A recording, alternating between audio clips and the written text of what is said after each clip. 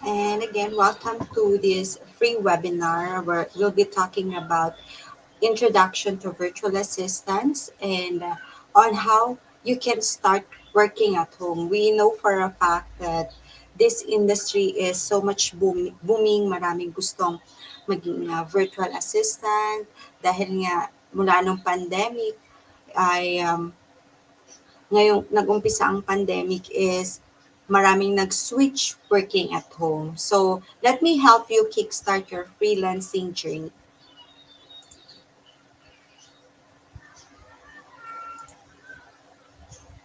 Right. My name is Jason Kais Lagayan, and I'm a virtual assistant by profession. I am a full-time work at home mom, and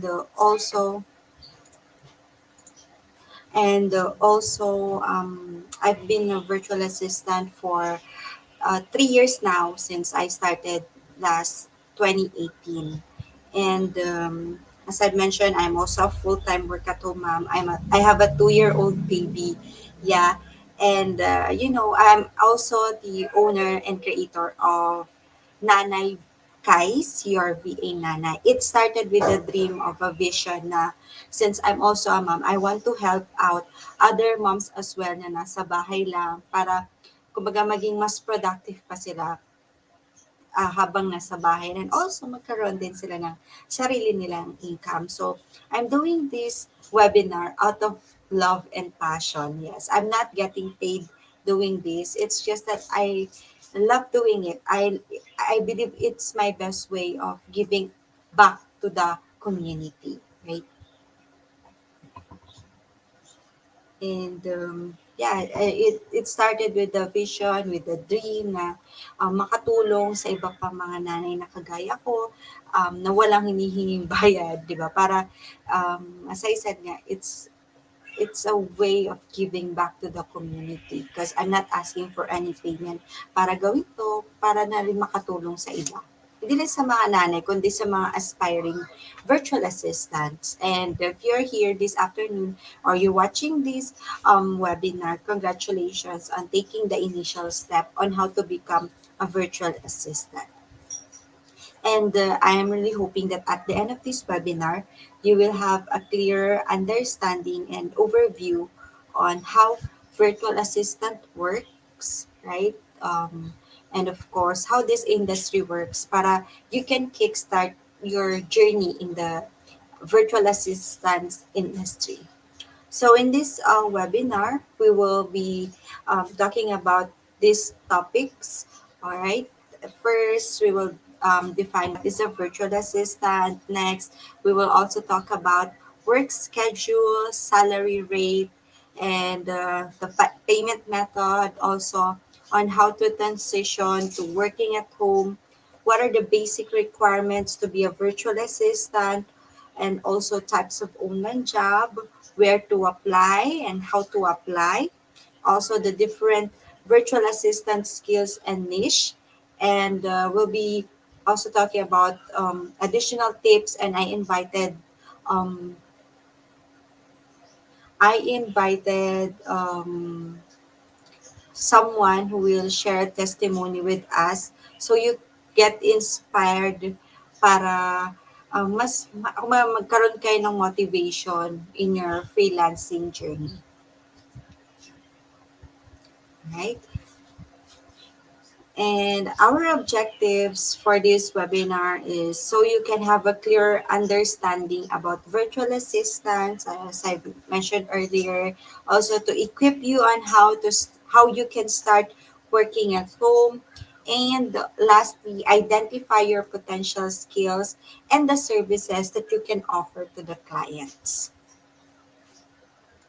First, let's define what is a virtual assistant. So, when we say a virtual assistant, it's a self employed worker who specializes in offering administrative services to clients from a remote location, usually a home office. So, that's our setup. Typical tasks a virtual assistant might offer include scheduling appointments, making phone calls, making travel arrangements, and managing accounts, and so on and so forth. Malawak yung services na pwedeng i-offer ng isang virtual assistant. And it's underlined there. It says there, self-employed. So, ibig sabihin, we are not a direct employee of a specific client. All right. We are self-employed. It's like we're a business entity offering our services or our products to others. So, para tayong mga negosyo na ino-offer yung ating mga services or mga produkto sa ibang tao. And let's discuss these things, 'di ba? Marami sa inyo, marami sa atin gusto nating mag-start working at home or we want to become virtual assistant, but there are struggles or there are reasons why we cannot become, I mean, hindi ma-fulfill yung dream natin or kagustuhan nating maging isang VA. Ano-ano ba yung mga dahilan? So what's stopping you getting an online job? First, I think you're a working student. Napakahirap pagsabayin yung pag-aaral at pagtatrabaho, di ba? And another reason could be you are undergrad, hindi ka confident kasi wala kang credentials, hindi ka nakagraduate ng college. Also, another reason is you're not confident, wala kang kumpiyansa sa sarili mo na magiging isa kang successful VA, right? Another reason, this is the common reason I think, you're not fluent in English, wala kang kumpiyansa magsalita using the English language, right? And lastly, next is no experience, wala kang karanasan. So I invited someone here. Later on, she will send her testimony on how she became a virtual assistant. So para ma-inspire tayo kasi she doesn't have any experience as well. So let's get inspired with her story later on. So maybe this is one of the reasons too bakit napipigilan ka mag-work as a virtual assistant, wala kang karanasan. Also, you are a stay-at-home mom. Your kids are stopping you working, no? Hindi ka makapag-focus, hindi iniisip mo walang mag-aalaga sa anak mo. Lastly, you don't have your own laptop and internet, right? It's another reason as well why you can't work as a virtual assistant or why you cannot get an online job. It's because you don't have the right equipment to work, right? So those are the common reasons why. That's why if you once we identify those reasons why you cannot work as a virtual assistant, you take this as that as turn them into opportunities. Take that as a challenge na even if those there are a few reasons why you cannot start working, use those as your motivation and use them as an opportunity, right? Nabanggit natin kanina dito na um, yung pagiging undergrad. The good thing about virtual assistants and becoming a freelancer and working at home is that you don't need to have a degree, right? Yeah, you don't need to have your college diploma so you can start working at home. It is not actually one of the usual requirements. So that's one of the best things about becoming a VA. Hindi mo kailangang maging college graduate or hindi mo kailangan magkaroon ng college degree. Okay. And next, we're gonna talk about the work schedule, salary rate, and frequency, and the payment method used if you are going to be a virtual assistant. So here are the usual working schedules. We have the part-time and full-time. When we say part-time and full-time, this is the duration of hours you work in a certain week. For part-time, um, you can work like a maximum of 25 hours a week. So hindi siya full-time, hindi kagaya ng 9 to 5 or 8 to 5 working hours. You can work like 3 to 4 hours a day only or 2 hours a day. Pag full-time naman is you're working like 9 to 5 or you're working a maximum, let's say for example, of 40 hours a week, which is the standard. Alright? So yun yung kaibahan ng part-time at full-time. Next is yung sinasabi nating fixed and flexible. That should be flexible, sorry. Fixed and flexible. Ibig sabihin, meron ng standard na oras kang sinusundan everyday na pasok mo. Like in my case, I work 6:30 in the morning up until 2:30 in the afternoon. So I work 8 hours a day because my client is based in Australia and it's a morning shift work. Like normal na oras lang sa atin. So I have a fixed schedule. However, for flexible naman, you can work any time of the day as long as you complete the specific number of hours that is being required from you. So pwede ka mag-umpisa ng halimbawa alas 7 ng umaga hanggang alas 6 ng umaga, yung mga gano'n. Yung hindi siya, sa isang araw, iba-iba yung oras ng pinapasok mo. And then next is long-term and short-term. Pag sinabi naman natin long-term is, of course, from the word itself, long-term, mahabang panahon ka mag-work for a client. And pag short-term naman, by contract lang siya. Like, usually it happens sa mga Upwork kasi minsan project-based lang or nagtatrabaho ka lang for them for a specific period of time, like for 1 month, 2 months, 3 months, ganyan. So, I hope that is clear for the work schedule. And next naman is sa ating salary rate and frequency. I get this a lot of questions about salary rate and frequency, no? So, sa salary rate naman and sa frequency, you can be paid per project. This happens usually in Upwork, 'di ba? Kasi by contract lang minsan yung mga jobs na available sa Upwork. Tapos per hour 'yan. It happens usually pag naka-fix ka sa isang client. So you're getting paid per hour. Yan. Next naman, weekly or bi-weekly or monthly. So ang bayad sa'yo, yung tinatrabaho mo on a specific week or every month. Sa monthly naman, it happens most of the time sa mga, pag ang client na pinagtatrabahuan mo ay mga nasa UK or United Kingdom, yan. Sa England, yan. Kasi they pay every month. So, they base their payment sa monthly na tinatrabaho mo. So, weekly and bi-weekly, minsan kapag naka-fix yung salary mo, like for example, kapag naka-peso siya, 25,000 a month. Yan. So, yun yung mga basihan natin. Or every 2 weeks, you're getting paid 10,000 pesos. Yan. So, yun yung base ng weekly at bi-weekly and monthly. Sa payment method naman po, we are using different platforms. Common na ginagamit ay PayPal and Payoneer. Yan. So I'm sure very familiar na kayo sa PayPal. If not yet, you can have a search later on. So i-navigate nyo yung iba't ibang payment method. So kung ngayon, excuse me, is wala ka pang client or you're gonna start looking for a job, prior to job hunting, pwede ka na mag-explore ng iba't ibang platform kagaya sa payment para magkaroon ka na ng idea, alam mo kung paano nag-work yung system like yung sa PayPal and sa Payoneer. And minsan may mga gumagamit din ng remittance like Palawan, yan, Western Union. So, hindi naman siya always, parang madalang lang. Pero yung iba kasi, parang they don't have a way to pay through PayPal or Payoneer. So, they are using remittances. And also, TransferWise and World Remit.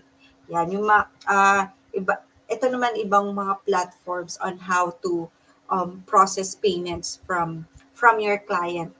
In my case, we are using TransferWise. Yan. Kasi yung sa TransferWise, mabilis lang dumating yung pera. Almost real time, parang 1 hour to 2 hour time frame, dumadating na yung pera yun.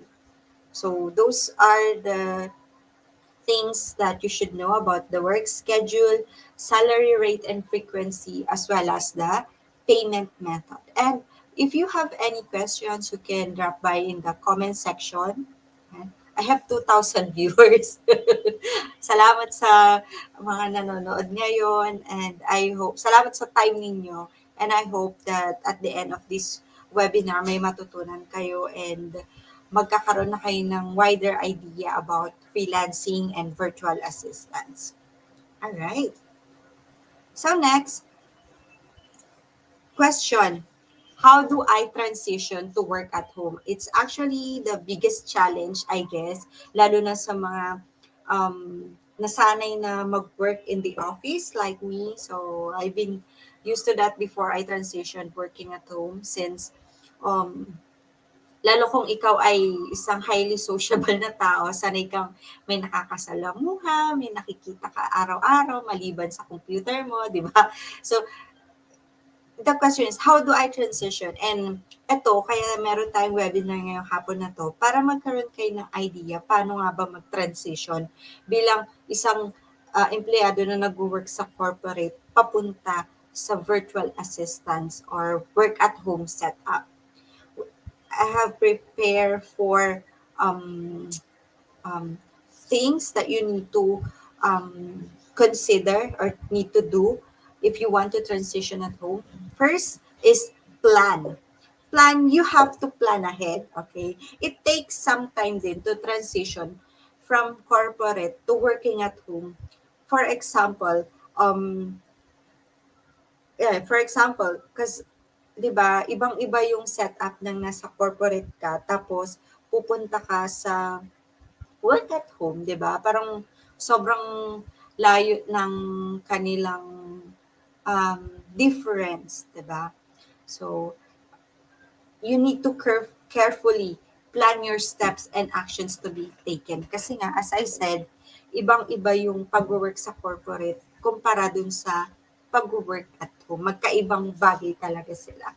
And you will need to make a lot of adjustments. So you need to plan. prepare next is before working at home, you have to make sure you have the necessary tools that you need. Okay? Before resigning, for example, di ba? Dapat may nakahanda ka ng backup. Huwag impulsive na dahil nagustuhan mo, nakikita mo, wow, parang ang gandang mag-work at home. Huwag kang magiging impulsive sa decision mo na porque nakita mo na, wow, kumikita si ganito, ganyan ng 6 digits a month, ganyan. So, naiengganyo ka, hindi po ganun. Huwag tayong maging impulsive na agad-agad mag-resign ka. So, like this, you're doing this, you're preparing yourself, you're watching webinars and so on para matuto ka, prepare mong maigi yung sarili mo. Huwag tayong maging impulsive sa decision natin na hindi porket nakita natin yung iba, ay nakikita natin na nag-grow sila, malaki yung kinikita nila, ay magre-resign na agad tayo. Dapat paghandaan mong maigi yan. Kasi there's no turning back, di ba? Nag-resign ka tapos nagtatry ka mag-apply, paano kung wala ka agad makuhang work, di ba? So, you have to really prepare. Yun ang tamang. Prepare talaga para hindi yung pagka-resign mo nga ka na, di ba? So, dapat pag-aralan mo yung industry na ito, ano yung dynamics niya, di ba? Ano yung work na papasukin mo, right? And also, while part of your preparation is you can enroll to different virtual assistant courses kasi malawak po yung scope ng virtual assistants. Marami kang pwedeng pasukin na trabaho and marami kang niches na pwedeng explore, marami kang skills na pwede mong gamitin. Okay? So you can take that time while preparing, mag-take ka ng mga courses. Ito, manood ka ng mga webinars. You can take paid, no? May mga free, pero may mga paid na webinars which focuses on, specializes dun sa mga in-depth training about sa iba't ibang mga niches or skills na hinahanap ng mga clients na naglipa na. So, next is save. When we say save, of course, part of this is we're talking about money kasi 'di ba? Hindi agad may work kapag halimbawa nag-resign ka na tapos nag-a-apply ka na ng job. So hindi agad na may mahahanap kang trabaho. It sometimes it takes time para makakuha ka ng trabaho, matutunan mo yung industry na to, 'di ba? So, you need to have an extra fund para while job hunting, may funds ka pa rin, may ginagamit ka pa rin pera. Okay? Next, lastly is secure. Yan. So, bago ka mag-resign, 'di ba alam ko ginagawa naman natin 'to, magpakatotoo tayo, 'di ba? Bago naman tayo nagre-resign sa trabaho natin, minsan meron na talagang trabahong na-applyan na tayo or natanggap na tayo. So, ganun din yung gawin mo. Kung magre-resign ka man if you're currently working in the corporate job, no, or in the corporate world, you have to secure a job online prior to leaving that current work para hindi nga. Ganon. So, dapat meron kang security muna bago mo lisanin yung kinagisnan mong work setup. Okay, so that's the four things that we need to consider. First, you have to plan. Second is you have to prepare. Third is save. Fourth is secure. Secure a job first. Okay? So what are the basic requirements of becoming a virtual assistant? At Nanay Kais, ano bang mga requirements para maging kagaya kita or para maging VA din ako katulad mo? So we will discuss those things. I have divided them into different sections para mas maintindihan natin, no? First is technical requirements. Of course, you need to have your own computer or laptop. You need to have also, most importantly, internet. Yan. Next also is headset.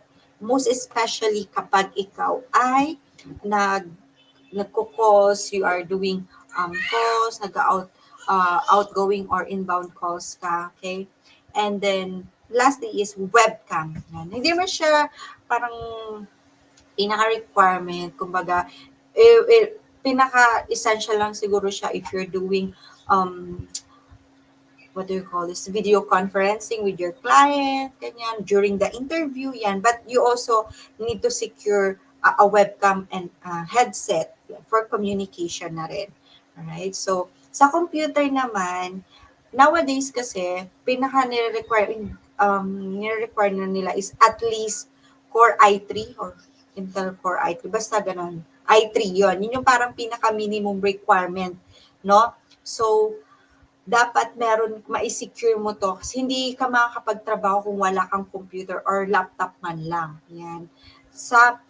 When it comes naman sa yung capacity ng laptop mo or ng computer mo, dapat it would actually depend dun sa nature ng work mo. Let's say, for example, you are a virtual assistant, admin, ganyan, or social media manager.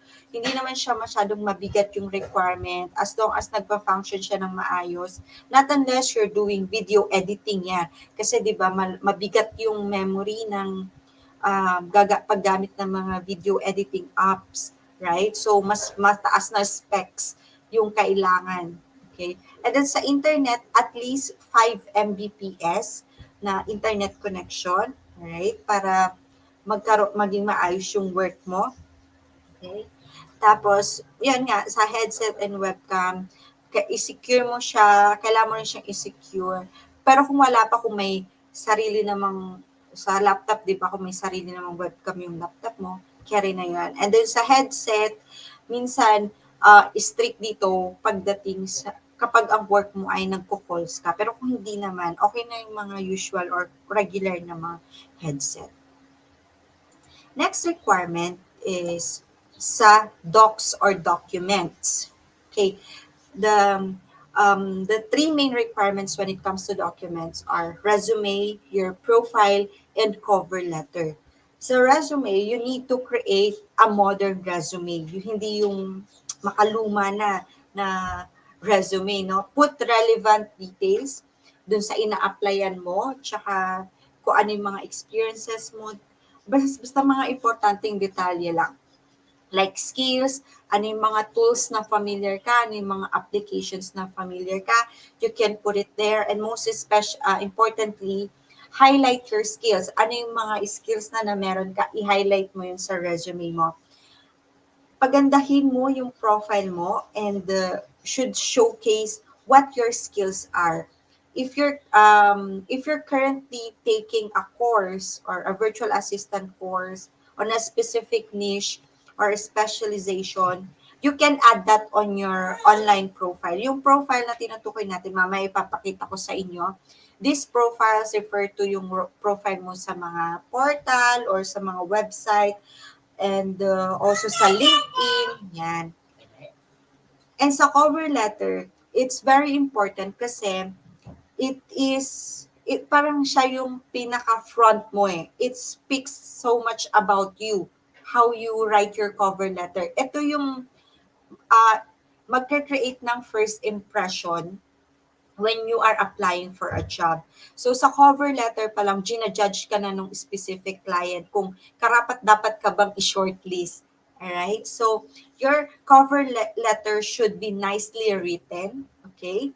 Make it conversational and everything, write something that is related to the job posting. Hindi siya yung tipong, yung regular lang. Kasi sabi nga natin, dapat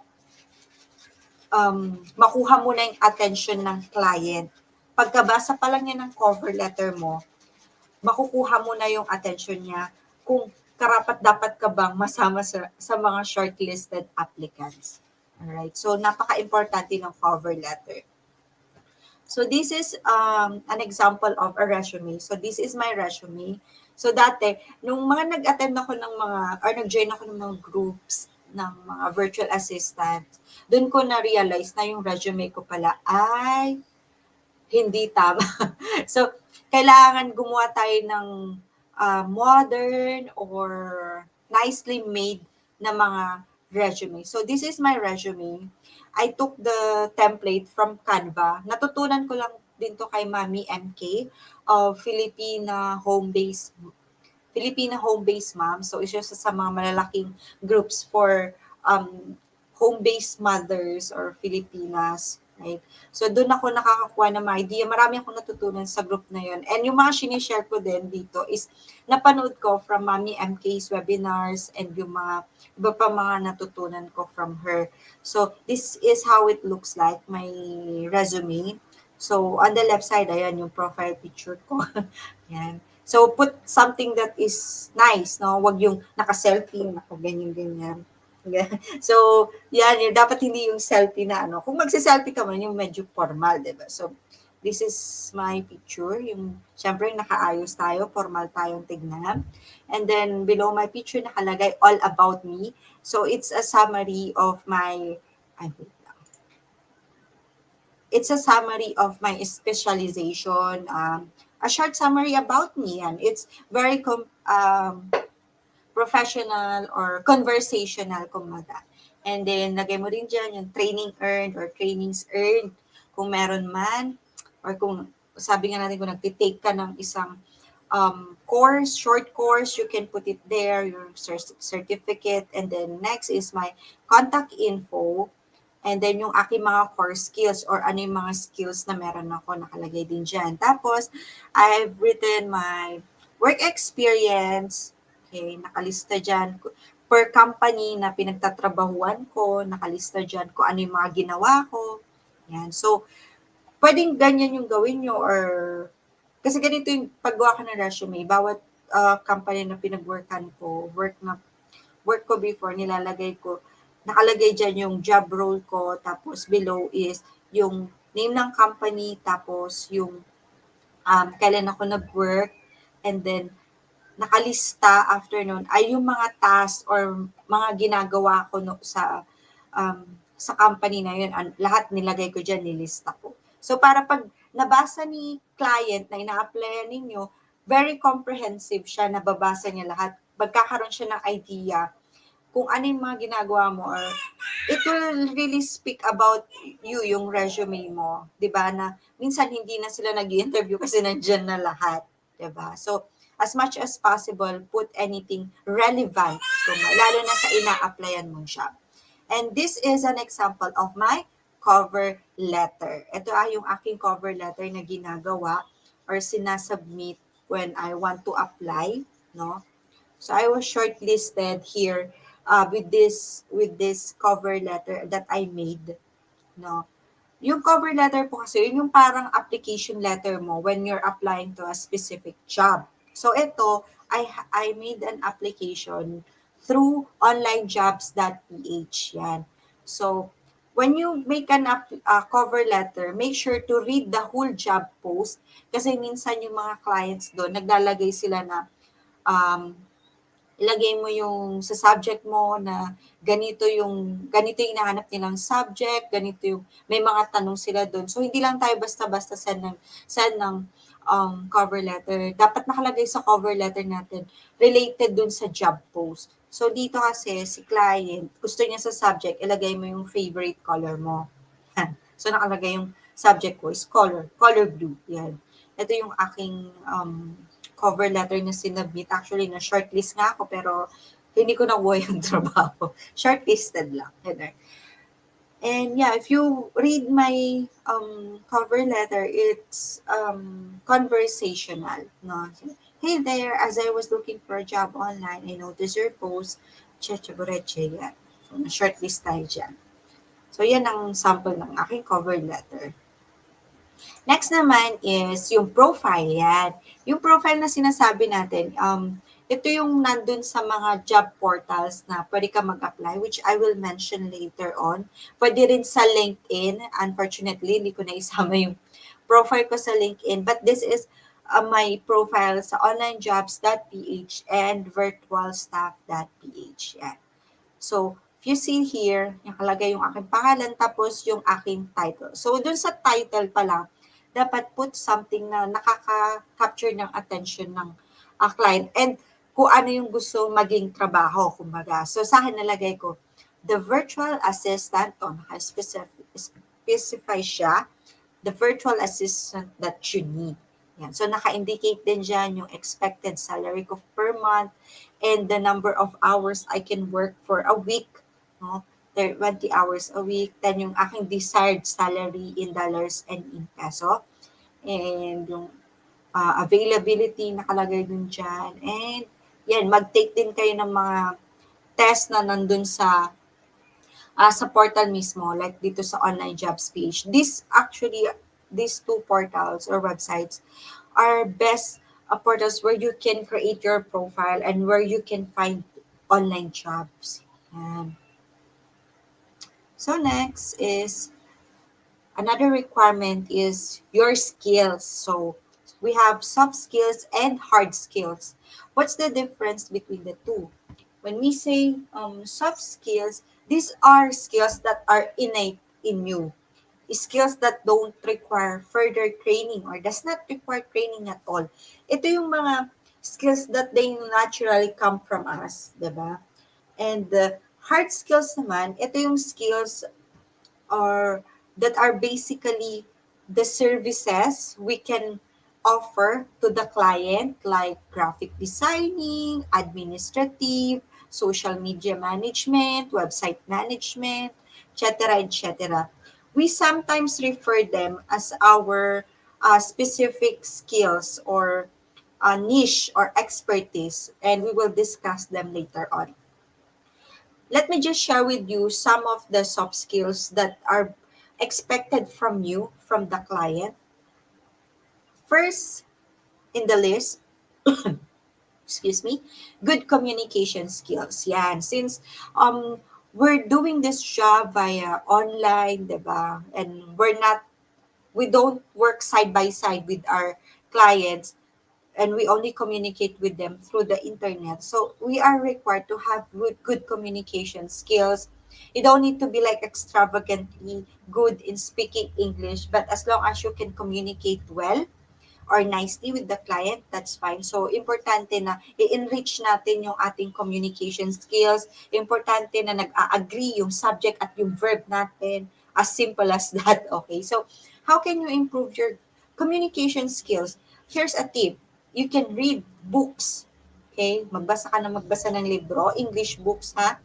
And also, you can watch movies. Yan, para mas kumbaga, ma-enrich yung mind mo ng mga words na hindi ka familiar, alright? And madagdagan yung vocabulary mo. Okay? Next is active listening skill. Yan. Since sabi nga natin, we are only communicating with them via online. So it's very important that we have an active listening skill so we can understand what they are trying to say to us or communicate to us, and also how we can respond properly. Kasi communication is two-way. Dapat naiintindihan mo at naiintindihan ng kausap mo yung sinasabi mo. So, it's nice if we have an active listening skill. Third is good attention to details. The clients are hiring us as their virtual assistant because they need an extra hand, okay? And there are things that they don't have time to check or to double check. So it's it's expected from us that we have high attention to details kasi it's the job that they are giving to us. Tayo yung kailangan mag-make sure that everything is in order. That's why we have to be very strict when it comes to the details na iwasan natin magkamali.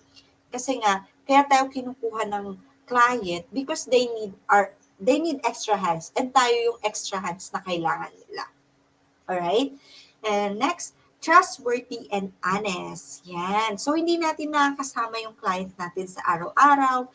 Pinagkakatiwalaan nila tayo ng confidential information about their company. Minsan, pagkakatiwala nila yung credit cards, yung mga bank accounts. Alright? So, we have to be trustworthy. Dapat mapagkatiwalaan nila tayo. Wag nating i-break yung trust nila. At of course, at the same time, dapat maging honest tayo sa kanila. Huwag tayong magsisinungaling kasi sobrang hirap i-build yung tiwala. Alam naman natin yan. Mahirap mag-build ng tiwala since hindi naman nila tayo kilala personally. Hindi nila tayo nakasama personally, physically, or hindi nila tayo nakakasalamuha everyday, hindi nila tayo nakakasama. That's why our relationship with them is built in trustworthy and honesty. Alright? And in confidence as well. So, dapat i-reciprocate natin yon. Okay? And also, we have to be professional. Alright? We should set boundaries. Minsan magiging ka-close natin yung ating mga client, di ba? But we have to set boundaries that our relationship with them, at the end of the day, is that they are our clients and um, sila yung mga client, um, paano ito? Client natin sila at tayo ay mga business entity na nag-offer ng services sa kanila. Okay? So, we have to set that kind of boundary with them. And another example ng pagiging professional is, huwag kang malilate, diba? Sa bahay ka na nga lang, malilate ka pa. O, di ba, nakakahiya naman. That's another way of showing professionalism sa iyong client. Um, maging on time ka. Like, at least 5 minutes before the start of your shift, dapat nandun ka na. Wag kang malilate. Kasi ba nasa bahay ka na nga lang, parang nakakahiya naman kung malilate ka pa. Tama ba? Next is skill that expected from us is our time management skills. We have to make sure that uh, when we do the tasks that are given to us, we finish them on the given period. Okay, so we have to manage our time um, excellently, di ba? Para wala tayong nami-miss out na accomplish natin lahat ng mga tasks na binibigay sa atin. Okay, and next is resilient. Being resilient means meron kang pinagdaanan, pero nananatili ka matatag, hindi ka nag stay dun sa situation na yon. Okay? So, ganun din tayo. Minsan mapapagalitan tayo ng client natin. Minsan magkakamali tayo. But, it's not the end of the day. Okay? It's not the end of the world, I should say. It's not the end of the world. 'Di ba? So, kapag meron tayong pinagdadaanan, especially sa work natin, huwag tayong mag stay doon, kundi gamitin natin yun as a motivation to be better in what we do. Okay? Next is proactive and assertive attitude. Being proactive means hindi mo na hinihintay na uutusan ka. Um, dapat meron kang spirit of voluntarism, di ba? Dapat, wag mo nang hintayin na sabihin pa sa'yo ito, dapat nagkukusa ka na, may pagkukusa ka na. Since, di ba, wala ka namang ibang aasahan kundi sarili mo lang. Tama ba? And next, self-motivated and self-dependent. Parang ganun yun, wala kang ibang aasahan kundi sarili mo lang, di ba? Yung mga tasks na ibibigay sa'yo, you need to learn them on your own, walang magti-training sa'yo most of the time kasi i-hire ka ng client. Doon pa lang sa job posting, nakalagay doon, may relevant skills sa ganito, sa ganyan. So, expected yun ni client na alam mo na yung skill na yun. So, you have to be self-motivated. Huwag mo antayin yung ibang tao na magmo-motivate sa'yo. And wala ka kasing ibang aasahan kundi yung sarili mo lang. That's why you have to deal it with on your own. Okay? And lastly, good research ability. And since we will be asked to do a lot of research, diba? Especially kapag pinag-aaralan pa lang natin yung isang specific na task or skill. Yan. So we have to have this kind of ability or skill sa pagkakandak ng research so we can get accurate details or information then.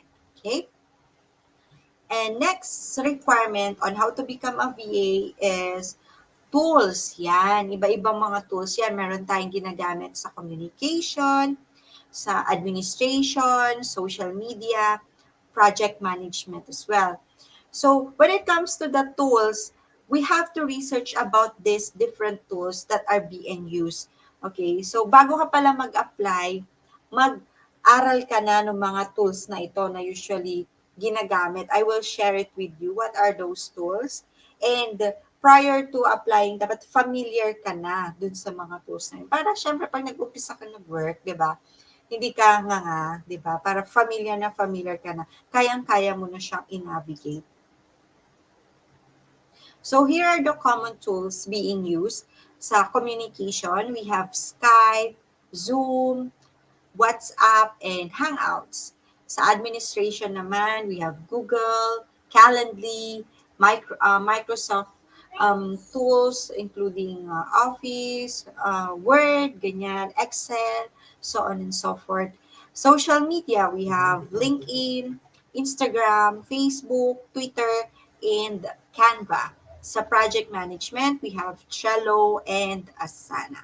Sa Di ko na sila iisa-isahin, no? Pero baka nagtatanong kayo, yung sa may project management, bakit kailangan natin ng tools yun? Kasi di ba, pag virtual assistant ka na, may mga iba-ibang task or project na ipapagawa sa'yo ng client. And so you can track them, makita mo yung progress ng mga task na ginagawa mo. Ginagamit natin itong mga tools na to para malaman natin, especially pag nag-work tayo within a team or may mga kasama tayo dun sa specific na project na yun, nakikita natin yung progress ng project na ginagawa natin or nung task na yun. And lastly, last requirement that we need to have is mindset. Yan. Have the right attitude and have the determination to learn and succeed. Kasi baliwala naman na yun kung meron ka lahat ng nabanggit natin. Pero kung wala ka namang tamang attitude, kung wala kang determination para maging isang successful na virtual assistant, they are useless. Okay? First, you have to consider I should be, parang nandun ka sa, meron kang clear goal. Tama? Meron ka dapat clear goal kung ano yung gusto mong gawin. Kung, halimbawa gusto mo na maging virtual assistant, ano yung goal mo kung pag naging virtual assistant ka na, di ba? And have that determination to learn and succeed. Yan. Hindi yung virtual assistant ka lang na kumikita ka, ganyan. Meron ka dapat clear goal na maging successful. First, we have to invest in learning. Yan. Kasi sabi nga natin, di ba, self-dependent ka, hindi mo naman maaasahan na may magtuturo sa'yo personally and si client mo most of the time. They are expecting you that you know that specific process or that specific task. So, you have to invest learning those specific things or mga processes na yon. You have to be self-dependent, ika nga. If your mindset is right, everything will follow. Sabi nga natin, what your mind can conceive, your body can achieve. Kung ano yung pumapasok sa isip mo, ano yung isip mo palagi, yun yung ma-achieve mo, yun yung magmamanifest, yun yung magmamaterialize. And even if you have, sabi ko nga, even if you have all the skills that we mentioned earlier, or the tools, etc., you will never get to where you want to be if you don't have the right mindset, if your mindset is wrong. And also, do not be limited kasi our mind is very powerful for it determines who will be become in the future. Remember, what you are right now is a product of your past decisions, of your past thinking. So decide right now, no, at this moment, what kind of future do you want?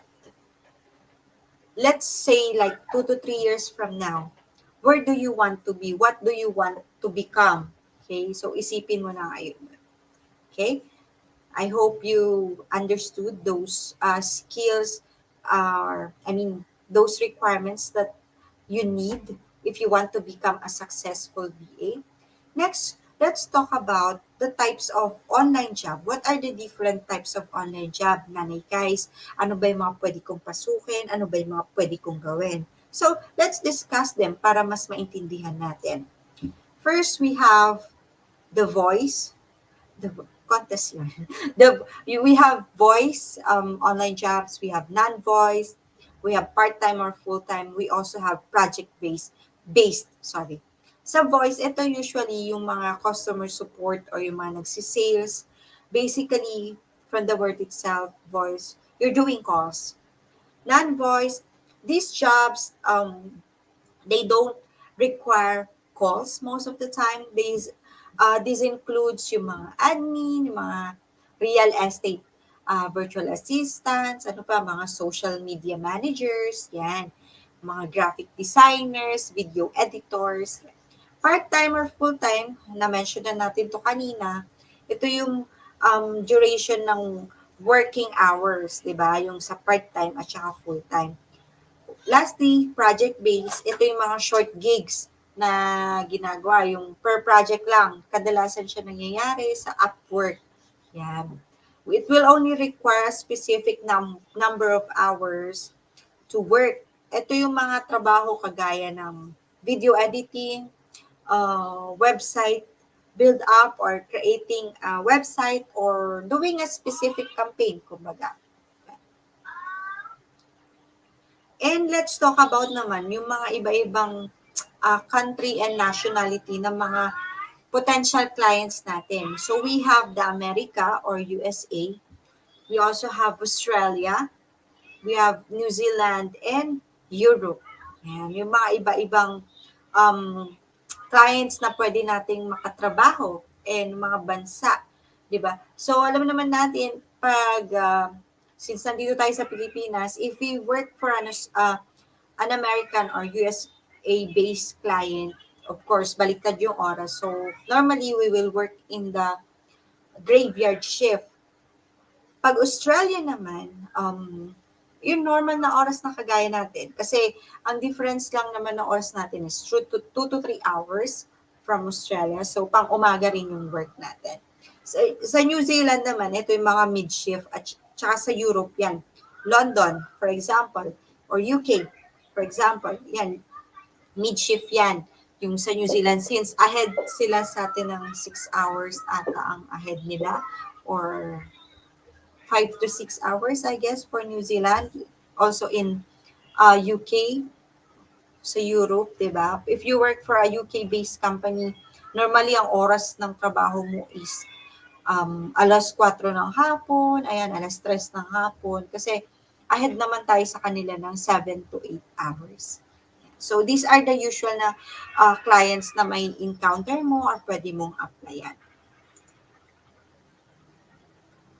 And pag may mga potential clients ka na inaay, ano ba yung mga usual na mga trabaho nila or mga nature nila? So your potential clients can be an executive or professional, like for example, merong mga doktor, lawyer, engineer, teacher or instructor, yan. Yun yung mga trabaho. Meron din ng mga business owners, yan, yung mga established na, tapos mga start-up pa lang ng mga negosyo or mga businesses. Yan, iba-ibang klase ng business owners yung pwede mo rin makatrabaho. And any individual, kahit sino, like meron ding mga artista, mga composer, music creator, musicians, ganyan. So, yan yung mga pwede mong maging mga kliyente. So, pwede silang mga professional, mga business owner, and any individual lang, kahit sino, mga TikTok star, yan. Kailangan nila um, ng mga virtual assistant. Meron ako dati nakita sa online jobs PH, isa siyang um, kailangan niya lang ng mag encourage sa kanya. Yun yung parang specific na hinahanap niya. So, he wants to work with someone na yung taga-encourage lang kasi para daw siya mababa daw yung self-esteem niya, parang medyo nada-down siya most of the time. So, kailangan niya na mag encourage sa kanya, especially sa work, sa mga ginagawa niya. So, kahit sino pwede maging client. Minsan sa group may mababasa ka, virtual assistant siya ng isang artista sa Netflix, mga ganyan. So, nakakatuwa lang. Kahit sino kasi pwede mo makatrabaho sa if you want to be a virtual assistant. Alright?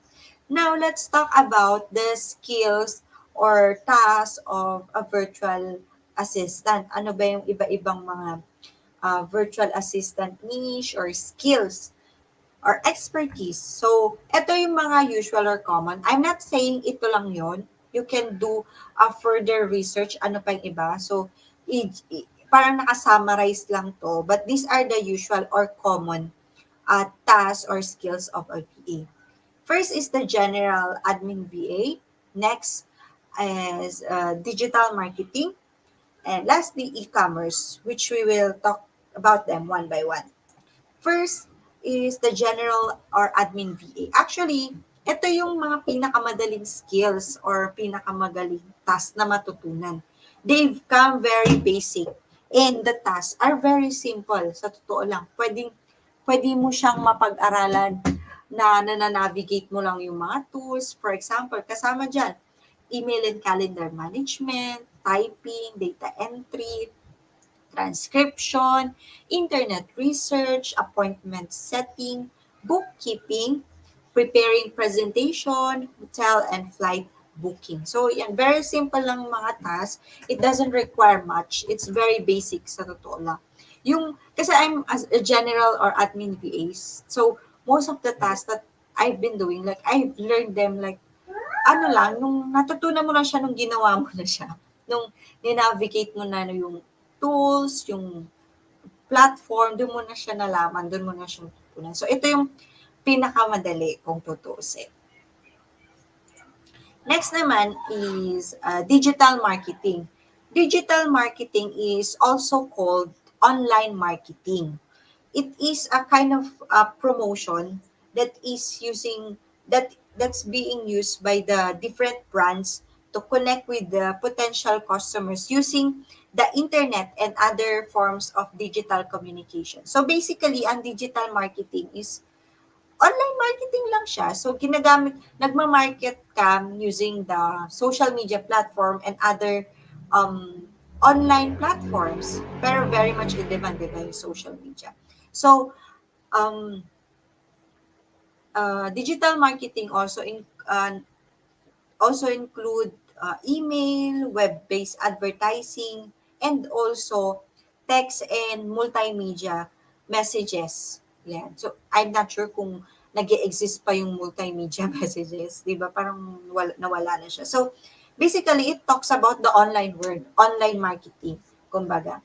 'Di ba? Kasi it's the most used way of promoting na digital marketing. And part of digital marketing is social media marketing and management, website management, email marketing, and SEO or search engine optimization. Yung sa social media marketing and management, I know very familiar na kayo dito, di ba? Sobrang gamit na ang social media when it comes to marketing, right?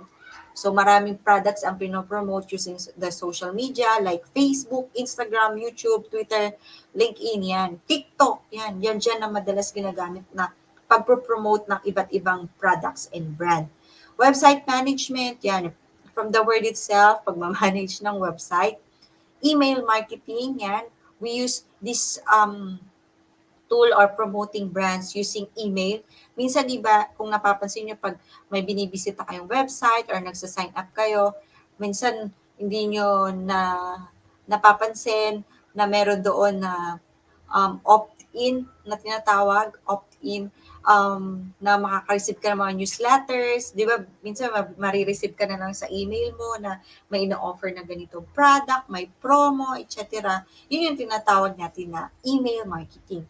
Sa SEO naman, alam nyo ba na ang SEO, it's one of the highest paid jobs here right now. Kung ma-master mo tong skill na to, Diyos ko, yayaman ka, sa totoo lang. It's, pag SEO, ito yung SEO specialist, ito yung mga marketing professionals na ginagamit ang research and analysis to improve a website's ranking on search engines like Google. Like, ang ginagawa ng SEO, guys, for example, um,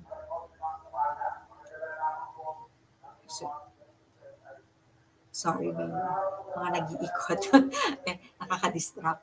So, let's say, for example, sa SEO, ang gagawin mo, yung product nyo or yung website nyo, dapat ang goal mo is mapapunta siya sa top 1 kapag nagre-research ka. Let's say, for example, beach resort in Pangasinan. So, kunwari ikaw yung SEO for specific resort in Pangasinan. Dapat pag nag-research yung mga tao ng resort sa Pangasinan, nasa top 1 or sa unang result, yung company na pinagtatrabahuan mo or yung website na pinopromote mo. So, ganun yung dynamics ng SEO.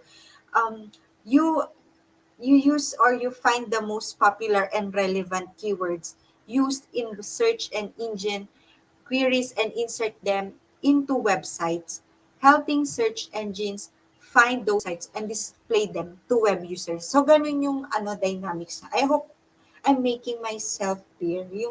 I hope naintindihan niyo yung pagkaka-explain ko. Yung gagamit ka ng mga keywords, ganyan sa ilalagay mo sa website, para website na minamanage mo, para pag nag-research sila, yung website mo yung nasa top 1. Di ba pag nag-Google ka, tapos may hinanap ka na isang specific product, ganyan. Tapos, ang role mo bilang SEO, mapa-number 1 mo yung website mo para pag um, magkaroon ng maraming engagement, yun yung unang nakikita ng mga tao pag nag-research sila. I hope clear siya. So, yun ang digital marketing. Next naman is e-commerce. Yan. So, e-commerce, from the word electronic, yan, pinaikli lang, electronic commerce. So, it's a business model that allows companies and individuals to buy and sell goods and services over the internet. This is very much popular, lalo na nung pandemic, di ba? Sobrang nag-boom yung Lazada, Shopee, yan yung mga example ng e-commerce. Amazon, eBay, Etsy, yan yung mga usual na mga popular na example ng e-commerce. So, sa e-commerce, ang ginagawa naman dyan ay product listing, also product research, Shopify or Amazon store management, and lastly, inventory update. Sa product listing, ito yung product page for each of the items you sell in a certain platform like Amazon. Ito yung, from the word itself, lahat ng mga details about a specific product, yan yung ginagawa sa product listing. Product research naman is gathering information about a specific product. That includes yung product purpose, development direction, and which solutions you should offer to create customer delight. Yan. Parang kung may offer na product for a specific need, dapat yung focus ng product research is related dun sa product need na hinahanap ng mga tao. So, e-commerce is so broad. If you want to learn about this, maraming nag-o-offer ng paid courses sa Facebook. You can enroll yourself into them, 'di ba? Para matuto ka pa ng kung gusto mo siyang matutunan, kung hindi lang to pang virtual assistant, kung gusto mo rin siya as a business, 'yan. Kung gusto mong magbenta online, pwede ka rin mag-enroll. Next question, next topic that we will talk about is, Nanay guys, where can I apply? So, I'll just share with you a few places or hot places where you can get those clients na mga minention natin kanina. First, direct companies. Ito, yung pwede kang mag-apply directly sa mga kumpanya or directly sa mga client.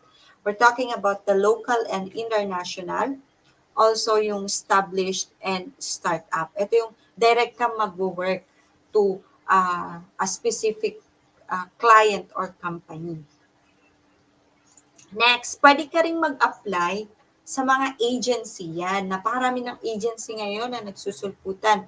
Merong Upwork agency, yung mga traditional, meron din. Yung mga traditional, marami ka makikita sa internet, also sa Facebook, marami ng mga naglipanan. Like, very common yun sa traditional agency, cyberbacker. Yan, you can search for them in Facebook. I think they are very much popular now. Cyberbacker, meron Pineapple Staffing, Hello Rush. Basta maraming, kapag nag-search kayo sa Facebook, maraming lalabas dyan ng mga virtual assistant agencies. Next naman is freelance agency. Ito naman yung mga virtual assistant din sila. Tapos, marami sila nakukuhang client. As ang ginagawa nila, naghanap sila ng mga ibang virtual assistant para makapag-apply. Tapos ibibigay nila yung client dun sa mga aspiring virtual assistant. Parang ina-unload nila yung iba nila mga clients sa iba. So, yan sila mga freelance sila. So, you can apply through them as well sa agencies.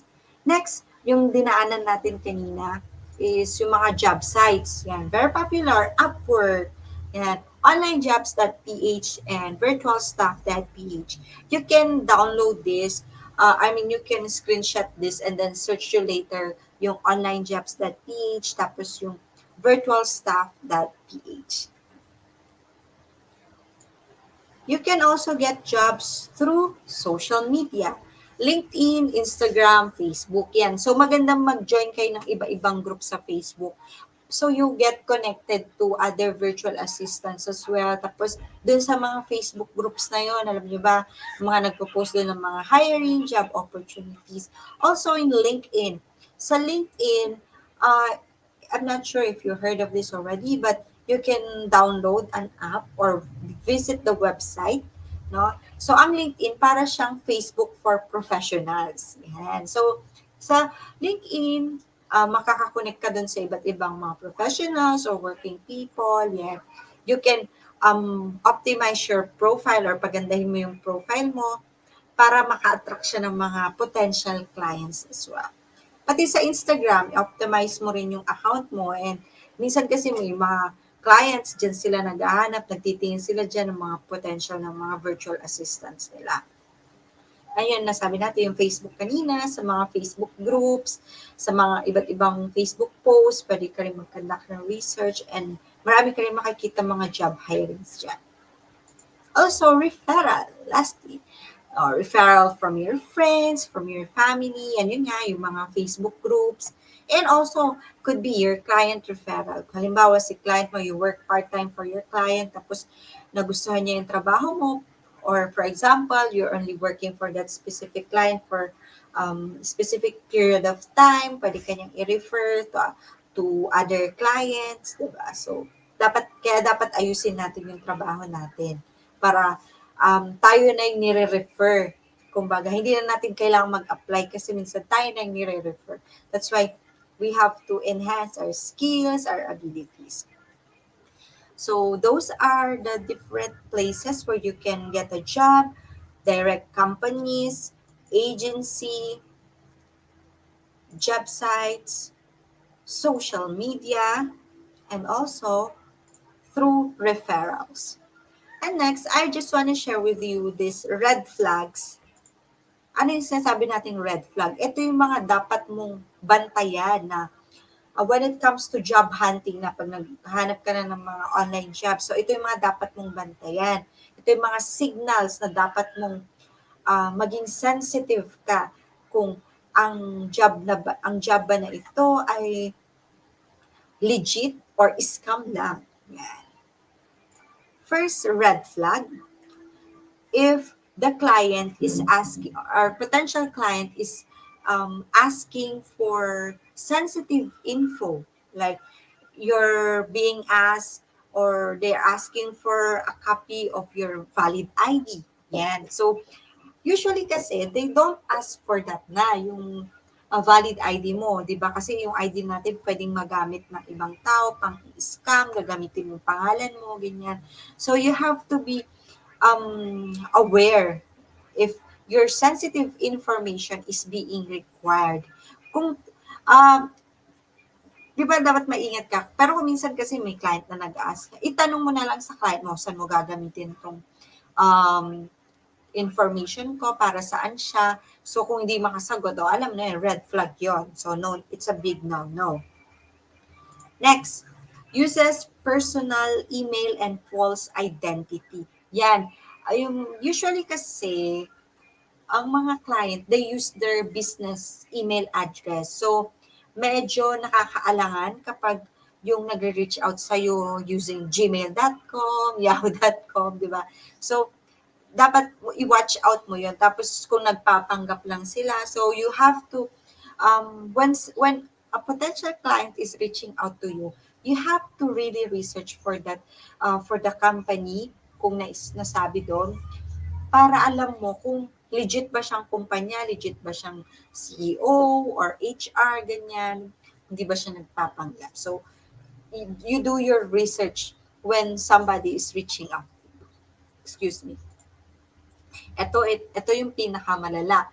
When the when the client is asking for upfront payments, 'di ba? Never give into this tactic or strategy, guys, kasi we work so we can receive payment from the client para magkapera. So, it's a big no-no when somebody or someone is asking for upfront payments or nag-a-ask ng bayad. So, maraming na na ano sa bitag na 'to, eh, yung nanghihingi ng payments, 'di ba? So, it's a big no-no kapag may naghihingi sa'yo ng bayad. Walang client ang nanghihingi ng bayad sa isang virtual assistant, tandaan niyo yan. And lastly, offers high salary but minimal work, yung tipong ang offer sa'yo pagkataas-taas pero wala ka namang gagawin. So, magtaka ka na, di ba? Kung merong, ang laki ng ibabayad sa'yo pero yung trabaho mo eh, ano lang, very minimal lang. Although merong mga nagbibigay ng matataas na sahod, pero 'di ba, parang common sense na natin 'yun eh, yung ito lang yung ipapagawa niya pero sobrang laki ng sahod. Ano 'to, mapagbigay ba siya o ano, 'di ba? So, be watch out about these red signals or red flags. And next, how do I apply, nanay guys? How do I apply for an online job? So let me share you these tips or these processes on how you can apply for an online job. First, you can sign up as an applicant. Ito, di ba, shinare ko kanina yung iba't ibang platforms um, where you can create your profile or where you can find for your where you can find jobs, online jobs. So sign up as an applicant. Firstly, you have to create an account. Ipapakita ko sa inyo. I think nadaanan na natin ito kanina.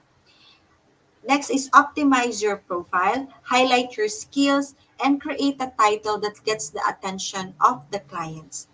Put the role that you want. Ito yung example. Yan. So, input your skills or your details, skills, take tests available to improve your account. Dun sa sign up, you can visit onlinejobs.ph, onlinejobs.ph. So, search nyo yun, tapos punta kayo doon, then sign up kayo, guys. And use your email address. Yan, yung usual na pagsa-sign up lang. Use your email address and create your password. So once you have signed up na, it will ask for your account to be verified. You can it will ask you to upload your ID, government ID, and you can also take test para ito, kung makikita nyo to, ID proof, para tumaas yung ID proof ninyo, para once na nag-apply na kayo sa mga jobs, mas madami kayong ma-applyan ng mga available jobs. Kasi, bakit kailangan ng ID proof? Para ma-verify din yung identity mo kung talagang tao ka. Yan. Kung hindi ka robot, yan. Kung totoong Pilipino ka. Kasi this platform, guys, is for Filipinos talaga siya. Yan. Ginawa siya for Filipino job seekers. Kasi maraming mga international clients gusto nila ng mga Filipino virtual assistants. So, it's a nice platform where you can apply for jobs. And also, sabi ko nga kanina, para ma-verify yung identity nyo and para pag nag-a-apply kayo, pag nag-apply kayo, marami kayong ma-apply, marami kayong masesendan ng proposals or cover letters, marami kayong masesend ng resume. Excuse me. Kasi, when you apply, makikita nyo po doon sa isang specific na job post, yung hinahanap na ID proof. Teka,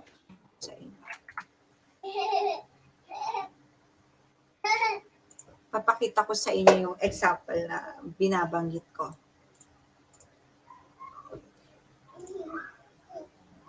Like, for example po ito. Ito. May nahanap silang ID proof. So, kailangan mong i-verify yung identity mo para once na nag-apply ka, once na nag-a-apply ka na, ang gulo ko, no? Once na nag-a-apply ka na, marami kang ma-applyan or masisendan ng mga cover letters mo. Like ito, ang hinahanap niyang ID proof is at least 50. Yan. Meron ding iba na um, mas naghanap sila ng mataas na ID proof. Like for example, teka, maghanap ako ng medyo mas mataas pa. Ito. Mas mataas na ID proof ang hinahanap niya. This one. Yan. So, inaanap naman niya ngayon ay ID proof na 70s. That's why um, it's very important to verify your identity in these platforms para mas marami kayong ma-applyan ng mga trabaho. So, balik tayo sa ating screen.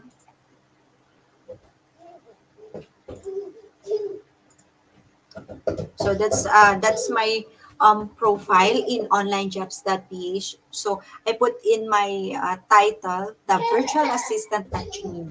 And para mas mapataas nyo pa yung ID proof nyo, you can take the test available in online jobs page para pag naghahanap si mga clients, potential clients, naglo-look through sila ng mga profile, ganyan, makikita nila na kumpleto ka na ng mga test. Yan. Tapos, bakit importante yung title dito? Paano pag naghanap si client ng virtual assistant? Andun ka sa mga results, makikita niya. So, andun yung keyword. Halimbawa, naghahanap din siya ng social media manager, ganyan. For example, you're a social media manager, yan, pwede mo rin ilagay dyan. Rockstar social media manager, yan, mga ganyan. So, importante na merong title na related talaga or dun sa job na gusto mo, job role na gusto mo. Hello, Magical Creations. Good afternoon po. And next.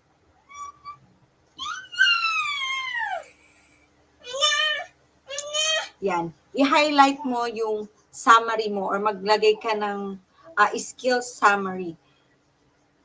Highlight the skills that you have. For example, you have the specific skills na and are currently learning. Pwede mo rin ilagay dyan.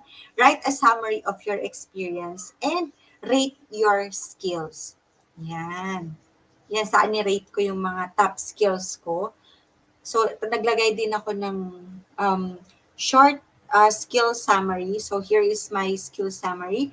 Dapat direct to the point siya, tapos nakalagay doon yung mga experience mo, tapos kung ano yung pwede mong i-offer. And, ewan ko babasa mo. Ha? So, here's my skill summary. I've been working as a virtual assistant since 2018. You can count on me when it comes to administrative tasks, customer service, email marketing, email and calendar management, documentation, bookings and reservations, travel planning, website update using WordPress, and a whole lot more. I am a person who is very keen into details, and I always make sure that things are not just done, but greatly done. Yan. So, para pag may mga potential clients na naghahanap ng mga profile, pag nakita nila yung skill summary mo, tapos yung kailangan nilang VA, meron ka ng skill na hinahanap nila. Di ba? Shortlist ka or pwede silang mag-reach out sa'yo, ganyan. Minsan, andun ako sa point na hindi na ako nag-a-apply, may mga client na nag-reach out sa akin, ganyan. Nagme-message sila na nakita nila yung profile ko, na nasa akin daw yung nahanap nilang skills, ganyan. So, dapat sa skill summary, ma-highlight mo or mailagay mo doon yung mga pwedeng hanapin ng client, yung mga relevant skills and all. So, yun yung pag-create ng profile. And also, part of your application is designing a modern resume. Improve your resume, innovate, and include the details that are relevant. So, pinakita ko na kanina yung aking resume. So, this is my resume. It's a modern resume. And if you have access to canva.com, you can find there yung napakaraming templates when it comes to resume. You can create your resume there. Pwede ka makagawa ng mga modern resume doon. And marami ka makikita example. Edit mo na lang siya. Tapos ilagay mo yung mga relevant details. Kumbaga, mga experiences mo about you. Yan. Kung gusto yung gaya itong akin, pwede mong i-save. Pwede mong i-screenshot para magkaroon ka ng idea kung ano yung um, resume na pwede mong gawin. Ganyan. And also, ilagay nyo lang kung ano yung mga relevant details. Like for example, nag-apply ka sa as a virtual assistant, di ba? Ilagay mo lang yung mga relevant details doon na pwede mong i-relate as a virtual assistant. Alright? So, yun ang tandaan natin. So, yun ang pag-create ng profile at ng resume. And now, we'll talk about application process.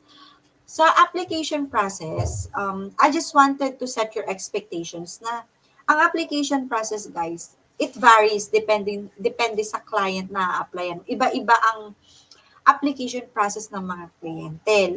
Iba din kapag nag-a-apply ka sa agency. Okay? It could be a short or a long process. Depende talaga yan. Your application begins from the time you send your cover letter. Di ba? Pag naghanap ka na sa mga iba-ibang platforms, ganyan. Nag-start na siya, guys, once you send your cover letter to the potential client. Alright? So, sabi ko nga kanina, binanggit ko, your cover letter should be nicely done kasi it speaks a lot about you. Alright? So, dun pa lang dapat makuha mo na yung attention ng client, ng ina-applyan mo. Dapat ang goal mo ay ma-shortlist ka para sa next step or next process. Alright? If you are shortlisted, di ba, then you will proceed to the next process. So, ito yung mga usual na ginagawa ng mga clients. Pero yung, sabi ko nga ha, hindi, yung iba, hindi naman nila to ginagawa. Pero para maging handa ka, or yung mga test, yan, gumagawa sila ng mga test. Kasama dyan yung IQ test, yung grammar test, typing test, and personality and cognitive test. Right? Some clients naman, they don't require this different tests. Tinetest na nila kayo dun pa lang sa, kunwari nagpa-fill up sila ng Google form, di ba? So dun pa lang, may mga tinetest ka na ng client doon. So that's also part of the test, yung sa Google form. Pero hindi na nila to gagawin kasi nga, nakadepende na dun sa Google form. Alright? So, here are a few tips when it comes to tests, just in case you encounter a client like this. Ask what kind of test will be given. Huwag kang mahihiyang magtanong kung ano yung mga test na ibibigay. Of course, get everything ready for your test. Read instructions carefully. Yan ang pinaka-importante. Dapat nagbabasa ka ng instruction. Okay? And lastly, familiarize yourself with the test to be given. Next naman, pag naipasa mo na yung test or nagawa mo na yung test, dun naman tayo sa interview. Yan. So, iba-iba yung forms ng interview na ginagawa ng mga clients. First, audio and video call. Next, email or chat. Third, introductory. And lastly, demo interviews. Diba, usual kasi ginagawa is audio and video call. Yan. So, madalas yan sa mga client, nag-i-interview sila via video or audio. Meron din email chat, ini-interview ka na habang nag-isendan kayo ng email. Introductory, yan. Minsan, they will ask you to send a video. Tapos, papakilala mo yung sarili mo, ano yung mga skills mo, why should we hire you, ganyan. So, they will ask you for a video. Demo interview naman, ito yung meron silang ipapagawa sa yon for a specific scenario. Yan. So, they will ask questions about, parang ano siya, situational. Ganon. Situational yung interview mo, may specific na scenario, tapos ano yung magiging reaction mo, or paano mo i-address yung ganito, ganyan. So, yun yung iba't ibang klase ng interview. Tips for your interview, guys. First, you need to do is research. Importante yan, nagre-research ka about the company. Yan. Kasi sa interview, minsan itatanong ng client, what do you know about the company, about this position? Yan. So, it's very important that you research about the company. Kasi On the other hand, it also shows you are very interested in the job. You're interested in working in that company. All right? And another tip, practice usual interview questions. So, pwede kang mag-research ano ba yung mga kadalasan tinatanong sa isang interview, ano yung mga usual questions. So, pwede kang mag-practice para malaman mo ano yung mga magagandang sagot, di ba? Next is prepare. Yan, prepare. How do I prepare, nanay guys? Dress properly, look nice, have a well-lit background, remove any distractions. Yan. So, during the before the interview, dapat magsuot ka naman ng maayos. Huwag yung naka-sando, naka-t-shirt. So, wear something with collar, ganyan. Maayos na damit. Huwag naman yung reveal ng cleavage, ganyan. Dapat yung formal kang tignan. Alright? Tapos, yung background mo, walang kung ano, walang naglalakad na tao, walang, walang mga nakasabit-sabit na damit, diba? Kung hindi mo man kaya mag-provide ng background na kulay puti lang, pwede ka namang, yung something na walang grabing mga distraction, walang dumadaan, etc. Diba? And yung mga walang distraction, dapat yung malinaw din, maliwanag, parang ganyan. O, yan. Kung meron kang ring light, kung kaya mag-provide ng ring light, diba? Parang hindi yung kagaya ng, tinan niyo, pag walang ilaw, madilim. Diba? Yung parang kang ano, yan, madilim. No? Yung parang kang ano, state witness, witness sa soko, mga gano'n. Wag naman gano'n, di ba? Dapat paghandaan mo yung interview mo, yung background mo, walang maingay, walang tumitilaok na manok, kumakahol na aso, di ba? And yun yung mga pwede mong gawin before the interview, right? And after the interview, don't forget to say thank you. Thank you for this interview. Thank you for considering me in this position. And thank you for your time, ganyan. I appreciate your time that you allotted for me. Ganyan. Ipakita mo na nagpapasalamat ka. Yan. Just don't forget to say thank you. That you enjoyed the interview, ganyan. Tapos, show that you are really interested. Kasi pag gano'n, mas ano, yung parang nagkakaroon din ng confidence yung client, 'di ba? Parang pinapakita mo na interesado ka talaga sa trabaho, interesado ka sa work. Tapos this tip guys, if you were given the chance na, do you have any questions? 'Di ba? It happens most of the time, I guess, sa mga interview na napasukan ko. Isa to sa mga natutunan ko. If they ask you, do you have any question? Take that opportunity to ask kasi parang it shows that you're really interested, you're really invested in that job, right? Na pwede mong tanungin, what are the future plans of the company, ganyan, in what's the usual work or day of a virtual assistant, ganun, what's the company's goals, yung parang, merong, kumbaga, may interaction ka sa kanila, and yun nga, nagpapakita na interesado ka talaga sa company. So if you're asked, do you have any question? Take that opportunity to ask if you have any questions in mind, diba? And then also you follow up. Like for example, like for example, um, like for example, sinabi sa'yo na we will send you a follow up by tomorrow. You will hear from us around um, 8 o'clock in the morning, ganyan. Tapos wala pa, di ba? Doon ka na mag-follow up. Pag wala pa, pag hindi pa sila nag-send sa'yo ng follow up on the time or day na sinabi nila, that's the time you follow up.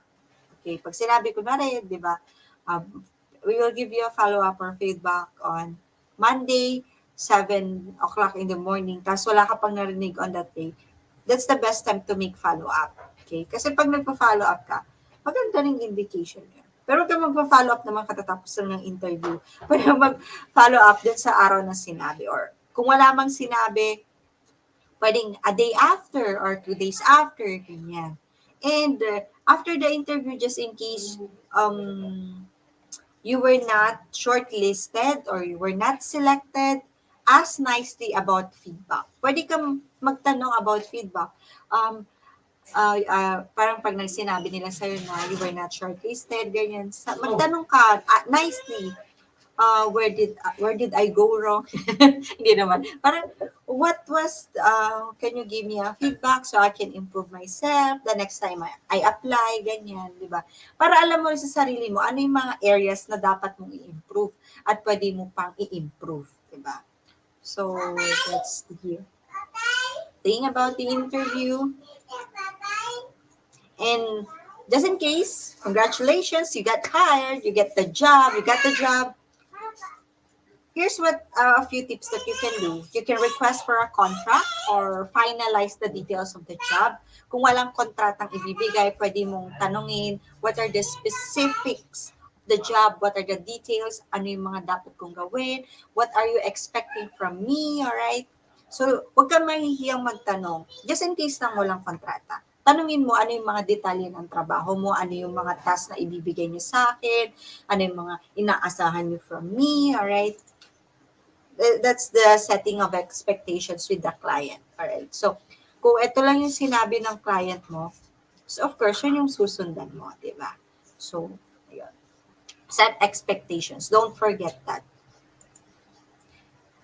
And of course, learn how to navigate the platform or tools para hindi naman ma-disappoint si client, di ba? Parang sinabi mo na marunong ka sa ganito pero hindi mo pala alam. Dapat gawin mo, pag-aralan mo na ahead of time bago ka mag-start na mag-work. Learn how to use the tool, navigate the tools. Nung nag-start ako maging virtual assistant, there are really tools that I'm not really particular with. I'm not sure how to do it. So what I did is I studied about the processes. I studied the tools para syempre hindi madi-disappoint yung client mo pag alam niya na alam mo paano gamitin yung tools or yung platform. Right? And ito, guys, don't be shy. Ask questions. Kung may mga hindi ka maintindihan, huwag kang mahihiyang magtanong. Sabi nga ni Susan Roses, di ba? Huwag mahihiyang magtanong. So, huwag kang magpre-pretend na alam mo lahat, di ba? So, huwag kang mahihiya kasi yan din yung mga gusto nila eh. Yung nagtatanong ka, hindi yung nagpapanggap ka, di ba? Para maiwasan mo rin yung pagkakamali. But of course, huwag naman yung laging tanong ng tanong, di ba? Dapat once na nasagot na, dapat alam mo na sa susunod. Yan. Bakit tayo nagtatanong? Para hindi tayo magkamali. Para maiwasan natin yung pagkakamali sa mga trabaho natin. Alright? And next, Google is your best friend. So kung may hindi ka alam, tapos ganito yun. Kung hindi mo talaga siya mag-Google o hindi mo mahanap sa Google, dun ka magtanong sa client mo. That's the time that you ask your client. So, but of course, Google is your best friend. He is my best friend too, nung may mga hindi ko maintindihan. So, pag hindi ko na talaga ma-research, dun ako nagtatanong sa client ko. So, Google is our best friend. Kung may hindi ka maintindihan, lahat ng bagay makikita. Halos lahat naman bagay pwede na natin matutunan sa internet. So, do not hesitate to search, okay? Google is our best friend. And at the end of the day of your work, pwede ka mag-send ng report sa client mo, sabihin mo yung mga ginawa mo, ano yung mga task na natapos mo, para alam din niya yung progress mo or ano yung mga tatapos mo within that day. And most importantly, finish your task every day. Kung kaya mo naman tapusin sa isang araw, sa specific na araw na yun, tapusin mo. Pwede, para bukas, meron ka ng ibang pwede pang gawin, di ba? So you can accommodate more tasks or more activities the next day. Importante din to, do not be late. Di ba nasa bahay na nga lang tayo? Nakakahiya naman kung malilate pa tayo. Di ba? So, be professional. Do not be late. Always arrive on time. If possible, arrive or start working like log in 5 minutes prior to your schedule or your shift. Di ba? Mas na-appreciate ng mga clients natin kapag pumapasok tayo nasa tamang oras. And of course, do not hesitate to ask your client for feedback, 'di ba? Para alam mo yung mga areas na pwede mong i-improve, para alam mo kung saan ka nagkukulang, right? So maganda na magkaroon ka from time to time feedbacks from your client para mai-address nyo properly pareho kung ano yung mga dapat iwasan, 'di ba? Ano pa yung mga dapat na patuloy mong gagawin, right? So it's important to ask feedback from your clients. Wait lang. So I hope with this topic you have learned something, right? And I'll be asking, ang dami yung nanonood ngayon, 2,000. So I invited a friend para mag-share ng kanyang testimony, how she started her freelancing journey, right? Wait lang, i-invite ko lang siya para mag-share sa inyo ng testimony para ma-inspire kayo kasi um, this friend is, kumbaga, I'm sorry. Okay. So, this friend of mine, she's also a virtual assistant. She's also a mom. And I'm just proud of her kasi um, I'm proud of where she is right now and what she has accomplished so far. And mind you guys, um, she didn't have any experience at all, like becoming a worker or employee kasi she was a business person by nature. So, nag-aaral pa lang siya, nagne-negosyo na siya. She didn't become an employee ever since. So, first time niyang maging, parang mag-work for someone nung naging virtual assistant siya. And unfortunately, nung pandemic, naapektuhan yung negosyo nila. That's why, sabi ko, mag-virtual assistant ka na lang. Diba?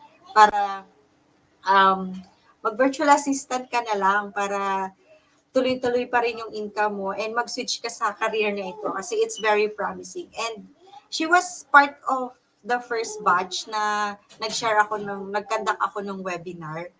And I'm just glad where she is right now na kung ano yung na-achieve niya.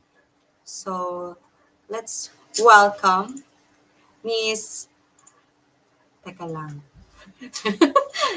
Let's welcome my good friend. Wait lang. Teka lang po. Nagulo na yung ano ko. Wait lang po.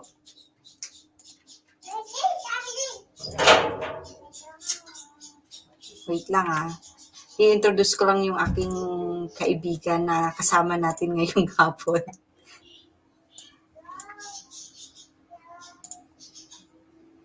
Wait, ayusin ko lang ang aking computer. Pasensya na po sa technical error.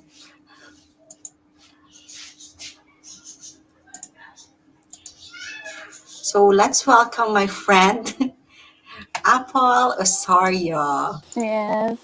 Oh, Hey, kita natin. sorry sa technicalities. Hindi din ako makapasok kanina. Oo So, nga. yun. Good Hi, afternoon. Apple. Yes, ate. Hello. Marami Good tayong afternoon. viewers. Oo. 2,000. Madami din sila. Parang, oo, dadami yan. Magiging 2,000 yan. So, thank you so much for being here. I know you're such a busy person today. Thank you for your time. Ayun nga sabi ko, di ba, si Apple is, just to share you a background, she didn't have any work experience. So, I think she was the best person to share a testimony with us. Kasi, karamihan naman sa mga gusto maging virtual assistant, they don't have any experience with this field. And si Apple, she's a business person by nature. Nag-aaral pa lang siya. Nag-business na siya. So, she didn't get the chance to work for someone. She didn't become an employee at all. And, yun, unfortunately, nung pandemic, naapektuhan yung negosyo nila, it had to close down. And yun, I told her, try to do virtual assistants. Baka this is something for you. And she was part of the first batch na nag-conduct ako ng free webinar. And I'm just so proud of her where she is right now, what she is achieving so far. So Apple, tell us more. Ayun. So, kanina, nung sinabi mo ate yung about yung struggles ng pagiging virtual assistant, dumaan din ako do'n. Tapos do'n sa paghahanap every day, umaga hanggang hapon, nagse-send ka ng cover letters pero walang nangyayari. Yun yung ano, parang, um, bitter side ng pagiging virtual assistant kasi hindi ka talaga mag-i-stand out kung wala kang persistence. Hindi ka nagse-send ng cover letters mo, hindi ka nagse-set ng goals mo everyday. So yun ang ginawa ko. And then meron akong pinasukan na for interview sa agency. Maalala ko nun, that was March 8, pero nagkaroon kami ng miscommunication nung coordinator nila. Hindi ako nakapasok sa interview, so walang reconsideration. Iyak ako ng iyak nun kasi Oo. 37K din yon. Oo. 37K din. So parang nawala na. Tapos after a week, merong job post na sabi niya, i-contact ko daw siya through WhatsApp. So, yun yung first interview ko. Tapos, nung nag-reply siya sa akin, another week na naman na nag-reply ulit siya. Tapos, another week para dun sa interview ko. So, ang tagal nung, ano niya, Mm. nung duration niya. Ngayon, nung na-interview ako, sobrang kabang-kaba ako kasi never ko pang na-try ma-interview. Ayun. Never kong na-experience na ma-interview. So, hindi ko alam kung ano yung mga pinagsasabi ko. Yung minsan kasi hindi na nila hinahanap, hindi na nila tinatanong kung ano yung skill mo. Nararamdaman din ng mga client yon. And then, nung tinanong ko sa kanya, ba't mo ako hinire? Kasi you're charismatic. Yun lang yung ano niya. Yun yung kailangan ko para dito sa trabaho. And then yun, nasa probation ako, na yung probation, merong tumatagal lang 1 month, 2 months, pero ako natapos ko yung probation within 2 weeks, 2 to 3 weeks. Parang masyado nang mahaba yung 3 weeks for a sale. At pinatos ko din yung $1.5 per hour para lang, kasi sobrang baba ng ng sahod ng asawa ko, and then ang daming bills na nagkapatong-patong nung pandemic, kailangan habulin. Ngayon, nahihiya naman ako na magsabi na gusto ko ng shawarma at gusto ko ng milk tea every time na lang magke-crave ako. So, yun yung naging goal ko nung una. Pero you'll never know kung saan ka madadala nung simpleng kagustuhan mo na yun. 'Di ba Right. nagki-crave ka lang, na-promote ka, tas ang sobrang laking blessing din. Hindi lang blessing sa akin, nacha-channel ko siya sa ibang tao. So yun, after ng probation ko, naging parang regular na nila ako, regular sales representative. And then talagang nag-shine. Nag-shine ako dun sa company na sabi niya sa akin, nagpaparamdam na siya na gusto niya akong i-promote, ako yung candidate niya. Tapos bigla na lang isang araw, sabi niya, "You're next in line." Eh, hindi ko gets. Hindi ko gets yung gusto niyang sabihin doon sa next in line. Yan pala, na-promote na niya ako. So, Mm. from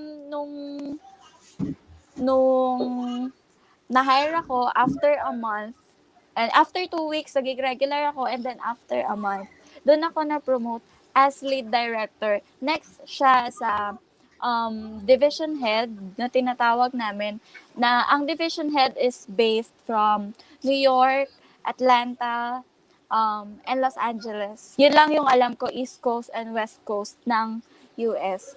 So, yun, ang laki na din, ang laking-laking tulong na sa family from shawarma, halos To milk covered tea. ko na yung bills. Shawarma and milk tea. Oo. Yan lang. Well, and I have a question, Apple. Mommy Apple. Hindi ko kung na-cover mo to. When did you become a VA, actually? Magwo 1 year na ako ata sa Ah, March 16. Okay. And I have another question. What were the challenges? So, mag 1 year ka pa lang, no? Mag 1 year Mm. na as a virtual Mm. assistant. So, what were the challenges you encountered while starting as a VA? Sabi mo kanina, na-mention mo doon, never kang nag-interview, never mo na-experience mag-interview. So, other than that, what were the other challenges na na-encounter mo when you were starting as a VA? Siguro ate nung nag-aaral ako kasi hindi ka puwedeng sumabak sa giyera ng wala kang alam, 'di ba? So, nagre-research ako, ginawa ko lahat ng steps na sinabi mo. Gumawa ako ng profile, gumawa ako ng cover letter, and set your quota lalo na kapag sa OLJ ka, mag-send ka ng 10 cover letters every day. Walang palya dapat 'yon. Tapos, maging observant ka din. Siguro ang struggle ko nun ate, overwhelmed ako. Kasi kapag Mm. nag-uumpisa ka, hindi mo alam kung anong gusto mong gawin. Kasi gusto mo lahat gawin. At gusto mong malaman ng sabay-sabay. Para kung merong opportunity, iti-take mo na lang siya pero hindi pala ganun. Kailangan um, aralin mo kung saan ka magaling. Kasi Yes. yun talaga yung ibibigay sa'yo kung dun ka magaling.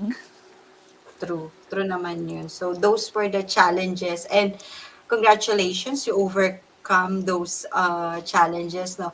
And right now, since napag-usapan na natin yung mga challenges and struggles, what are the things naman na na-enjoy mo ngayon bilang isang virtual assistant ka na? Na-share mo kanina yung sa when it comes to finances, di ba? So, nag-umpisa lang Mm. siya parang ang motivation mo is shawarma and milk tea. Tapos ngayon, bills na, binabayaran mo. So, Mm. other than the sa financial matters, what are the other things na nai-enjoy mo ngayon na bilang isang virtual assistant ka na? Yung ano ate, paggising mo sa umaga, kahit wala kang hilamos, hindi ka talaga magre-ready, parang mag-iinat ka lang. Pag nasa harap ka ng desk, ayun yung ano, parang accessible ka na agad. Ma-access mo na yung trabaho mo. And then, yung sinabi din ng client ko, you are working in the comfort of your pajamas. Yes, Sabi niya. correct. At isa pa, ang struggle kasi ng lalo na ng mga breastfeeding moms, 'di ba, nagpa-pump na lang sila para ma-provide Mm. yung milk. Ako, on call ako ng baby ko. Yan So ang so yun. advantage. Tapos Yan ang padedemang. mawi-witness mo yung milestone nila. Mm.